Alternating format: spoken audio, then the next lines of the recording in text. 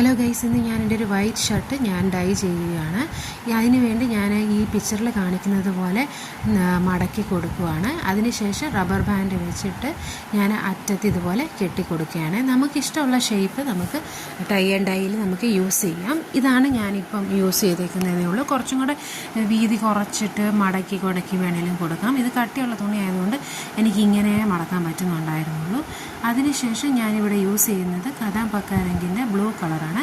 അത് നമുക്ക് വെള്ളത്തിലിട്ട് നന്നായിട്ടൊന്ന് തിളപ്പിക്കാം. അതിനുശേഷം കുറച്ച് ഉപ്പും കൂടെ ഇട്ടിട്ട് നമുക്ക് ഈ കെട്ടി വെച്ചിരിക്കുന്ന ആ തുണി നമുക്ക് ഈ വെള്ളത്തിലോട്ട് ഇട്ട് കൊടുക്കാം.